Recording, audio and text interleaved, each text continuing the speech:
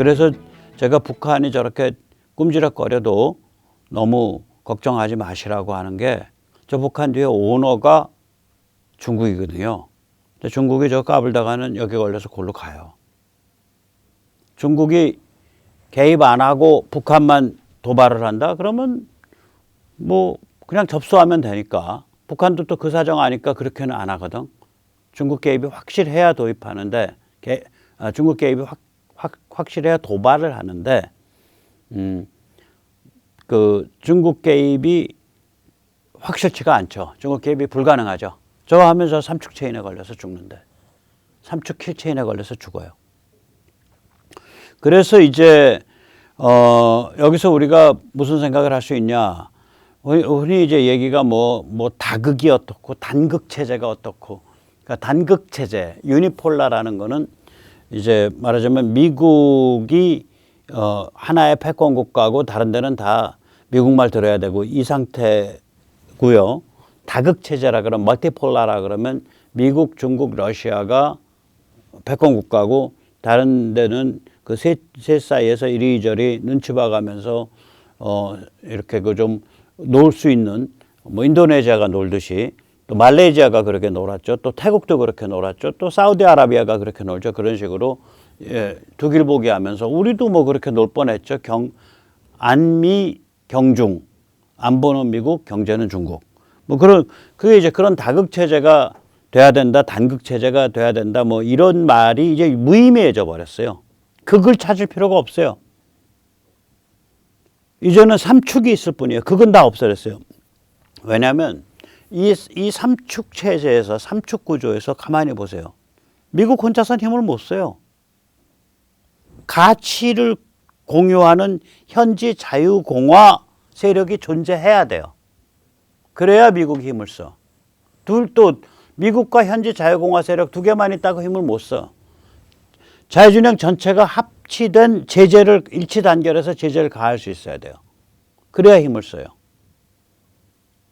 거기다가 또 하나, 상대방이 그 제재에 의해서 가루가 날 그런 시스템이어야 돼. 상대방이 뭐 꼴방에 들어앉아서 어떻게든 버러지처럼 견디는 북한 같은 데다 그러면 저 삼축도 적용해도 북한 자체는 또 별로 그냥 도발 안 하고 그냥 그러고 있겠다 그러면 그것도 그냥 내버려 두는 수밖에 없어요. 또 북한은 저런 현지 자유공화 세력도 존재하지 않고. 그러나 저게 뭐냐. 지금 이런 대한민국이다, 대만이다, 혹은 뭐 필리핀이다. 이런 데를 만약에 중국이 공격을 해? 그러면 저거 그냥 작동하는 거죠.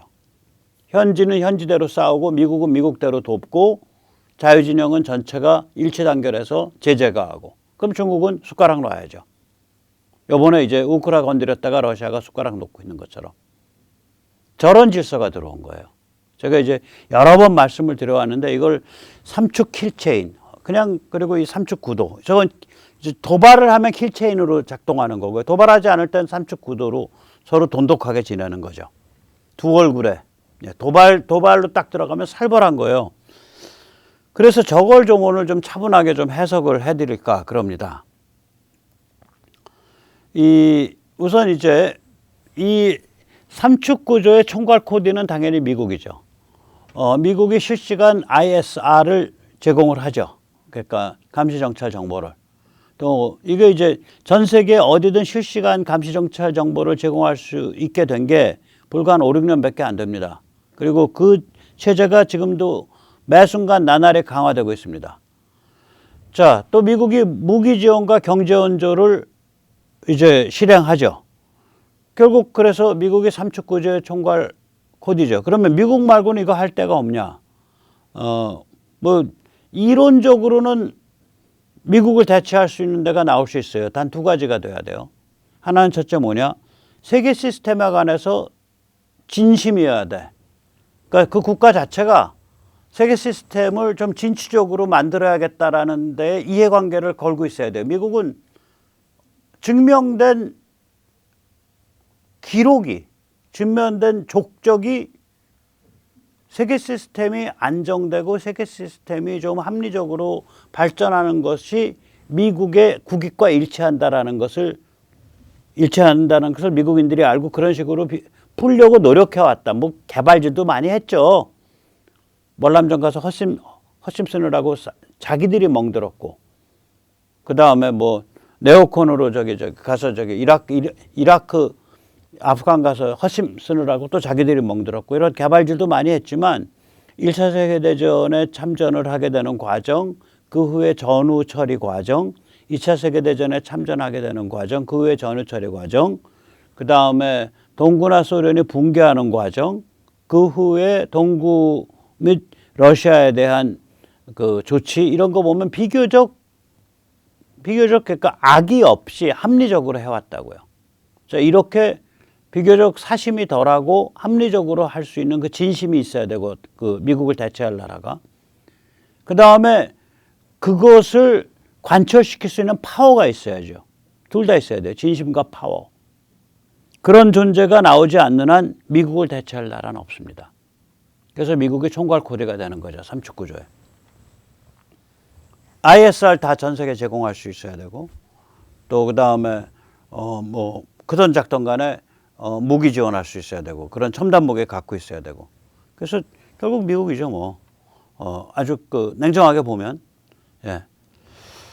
여기서 잠시 이제 글로벌리즘 말씀을 좀 드리겠습니다. 글로벌리즘은 이제 주권 국가를 약화시키고 글로벌 관료 체제를 내세워서 힘이 있고 돈을 가진 자들이 뒤에서 쪼물락거릴 수 있는 그런 체제를 만들려는 흐름인데, 그렇게 힘이 있고 돈을 가진 자들은 자기 자신을 부를 때 글로벌 스테이크홀더, 그러니까 글로벌 차원의 책임 있는 당사자라고 스스로를 불러요. 그러니까 자임을 하는 거죠. 누가 투표를 뽑은 적도 없고 그냥 자기들끼리 다보스 포럼에 모이고 자기들끼리 뭐 근사한 파티하면서 자기들 스스로를 서로 아름아름으로 초청해서 자기들 스스로를 우리는 글로벌 차원의 책임 있는 당사자들이야, 이렇게 말하는 거예요. 이건 제 용어가 아니라 저자들의 문서에 있는 용어들이에요. 글로벌 스테이크홀더. 얼마나 구역질이 나든지. 백모가 언제 네가 글로벌 스테이크홀더야, 글로벌 책임 있는 당사자야 라고 백모가 언제 말한 적 있나? 아무도 그런 말 한 적 없어요. 자기들이 자임하는 거예요. 이 글로벌리즘은 두 가지 무기를 사용합니다. 하나는 무한젠더 역사 전복 같은 좌파 해체주의를 바탕에 깔고, 좋은 게 좋은 거 아니에요? 착한 게 좋죠? 부비부비가 좋죠? 그렇게 각 세우면 안 되죠? 네, 그런 말씀하시면은 메리 크리스마스라고 하시면은 기독교를 믿지 않는 분은 소외감 느낄 거 아니에요? 그렇게 말씀하시면 안 되죠? 네, 그러니까 앞으로 기도할 때도 예수 그리스도 이름으로 기도드립니다. 아멘, 나미아 무타불, 알라후 아크바르, 이렇게 하면 다들 행복해하지 않겠어요? 이게 PC 좌파죠. 겉으로는 선과 정의를 섬기는 듯 하면서 실제로는 일체의 가치 판단을 전부 하지 말라라고 강요하는 거예요. 그리고 가치 판단을 엄격하게 하는, 어느 가치 판단을 시도하는 백모 같은 사람들은 극우, 전쟁광, 인종차별, 성차별, 그러면서 낙인을 찍는 거죠. 글로벌리즘의 한쪽 얼굴은 그거예요. 다른 쪽 얼굴은 뭐냐? 사고뭉치 나라에 침공해서 훌륭한 국가를 만들어준다는 거예요. 그러면 이 다른 쪽 얼굴은, 이거는 그냥 물리적 힘이고, 이쪽 얼굴은 뭐 다 평화, 뭐 진보 이런 거 찾는 아주 소프트한 것 같은 그림이고, 도덕적 독재지만 겉으로는 물리적인 거 별로 싫어하는. 그래서 야, 어떻게 저 두 개가 같은 글로벌리즘이야? 라고 물으실 수 있는데, 이 둘이 본질이 같아요. 그 본질이 뭐냐? 중국과 러시아에 대해서는 열애. 중국과 러시아는요, 세계 시장의 주요 2의 당사자이기 때문에 점점 더 착해집니다. 열애입니다. 이게 같아요. 네오콘도 그 입장이고 PC 좌파도 그 입장이에요. 그 글로벌리즘은 중국과 러시아 사랑 그 자체. 중국 사랑, 러시아 사랑. 그러니까 글로벌리즘이 끝난 거죠. 이번에 우크라이나 전쟁을 계기로. 즉 글로벌리즘은 그게 네오콘의 얼굴을 띄었던 그게 PC 좌파. 나는 착해요, 나는 선량해요, 가치 판단하는 사람들은 전부 극우거나 전쟁광이거나 뭐 성차별주의거나 뭐 인종차별주의자예요. 우리는 그런 거 안 해요. 우리는 좋은 게 좋아요. 부비부비예요. 이게 이제 PC 좌파인데 이 PC 좌파하고 네오콘하고 두 개가 전혀 다른 거가 아니란 말이죠. 본질은 똑같아요. 본질이 뭐냐? 중국 사랑, 러시아 사랑으로 가면 똑같은 거예요. 2021년 글로벌리스트 페스티벌 세계 경제 포럼 월드 이코노믹 포럼의 다보스 회의에서 푸틴이 출연해서 칼 슈왑 포럼 회장과 왼쪽에 칼 슈왑입니다. 저 포럼 만든 사람이죠. 덕담하는 장면입니다. 참으로 세련된 푸틴의 모습을 보겠습니다. 제가 푸틴이 말하는 거 구역질이 나서 그건 잘라버리고 저 칼 슈왑이 말하는 장면만 보여드리는 거예요. 뭐 번역할 필요도 없고요. 결국은 뭐냐면 글로벌리스트들은 세계 시장의 주요 이해 당사자가 되면 격이 그 정도 격이 되면 시간이 가면 저절로 착해진다. 그러므로 러시아나 중국엔 신경 쓸 필요 없다. 이게 글로벌리즘이에요. 결국 다 까고 나면 그거 남아. 그래서 제가 푸틴이 그 우크라이나를 침공했을 때 푸틴이 해냈다 글로벌리즘 붕괴라는 말을 했다가 그게 마치 푸틴을 이렇게 그 지지하는 것처럼 오해를 받아가지고 제가 좀 약간의 뭐 좀 좀 곤욕을 좀 치렀죠. 예. 그 다음에 이제 글로벌리즘은 PC 좌파이든 네오콘이든 중국과 러시아를 열애로 취급합니다. 그래서 이 아까도 말씀드렸듯이 세계 시장의 주요 이해 당사자, 즉 스테이크홀더, 글로벌 스테이크홀더라고 자기들이 그렇게 부르고 이렇게 이제 시진핑은 2022년에도 올해 초에도 연설했어요. 여기서 2017년 다보스 포럼에서 시진핑이 마이크 잡고 연설하는 거 한번 보세요. 그러니까 이게 중국 공산당을 불러들인 거예요. 결국 뭐냐면 중국 공산당이 뭐 어떠냐 이거예요. 글로벌 경제에서 스테이크홀더인데 세계 시장에서 주요 이해 당사자인데 주요 이해 당사자면 시간이 가면 자기들이 스스로 착해지겠지. 뭐 이거예요. 그러니까 좀 황당한 겁니다, 사실. 예, 황당한 거죠. 그래서 이게 이제 만만치 않은 거죠. 예. 불과 2017년입니다, 이거 지금. 올해도 또 영상으로 연설했고. 그러니까 이 자들은 이게 망한 거야, 이게. 그러니까 이걸 다시 정리해서 표현하면 이런 거거든요. 세계 시장에서 러시아는 세계 시장에서 무지막지한 석유가스, 광물, 밀, 비료를 팔고 있죠. 그런데도 전혀 착해지지 않았죠. 중국은 세계 시장에서 최대의 제조업 기지가 되어 급속 성장했죠. 그러나 전혀 착해지지 않았죠. 그러니 글로벌리즘이 이때까지 떠들었던 소리, 세계 시장의 주요 이해 당사자, 스테이크홀더가 되면 저절로 착해진다는 소리는 개소리죠. 그런데 그러면 그게 개소리야 끝. 아닙니다. 여기에 반전이 숨어 있는 거예요. 우리가 이런 반전을 놓치면 안 돼요. 이 반전이 뭐냐? 세계 시장으로 엮인 놈은 세계 시장과의 관계를 차단하거나 세계 시장 자체를 반쯤 침몰시켜버리면 골로 간다예요.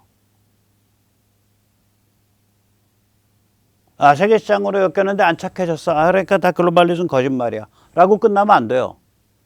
그 거짓에 건져낼 게 있어. 그게 뭐냐? 세계 시장으로 엮인 놈은 세계 시장 자체로부터 차단되거나 세계 시장 자체를 반쯤 골로 보내면은 침몰해 버린다는 거예요, 상대방도.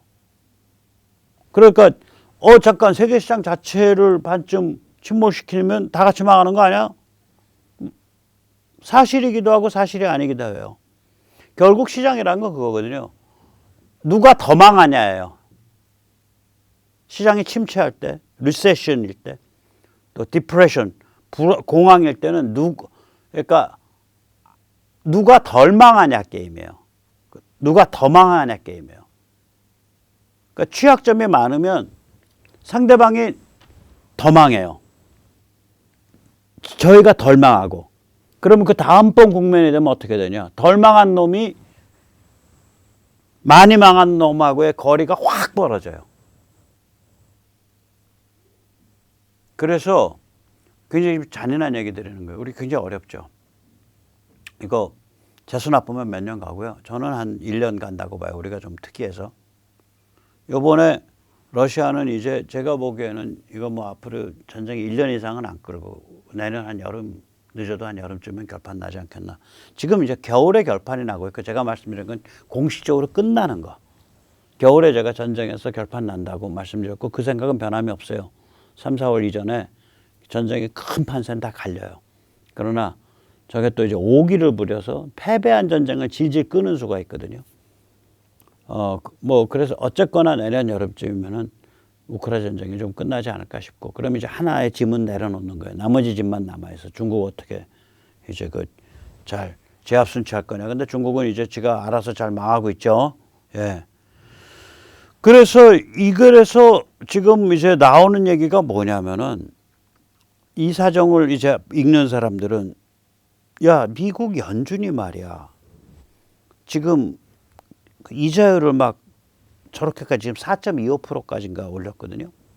이자율을 저렇게까지 올리는 이유가 일부러 그냥 단순히 미국 국내의 인플레이션을 잡기 위해서뿐만이 아니라 일부러 세계 시장을 침체 속으로 집어넣어 가지고 그냥 러시아랑 중국을 아주 그냥 뼈를 완전히 부셔놓으려는 거 아니냐라는 음모론 아닌 음모론이 요새 많이 나와요. 이제 그런 걸 이제 뒷받침하는 근거 아닌 근거가 이제 이런 거죠. 미국 연준 안에 있는 이 지금 그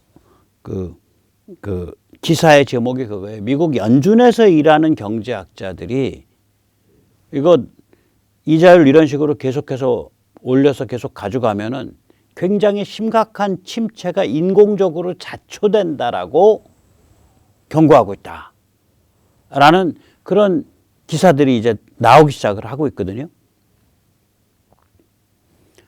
저는 이 음모론을 반은 믿고 반은 안 믿어요.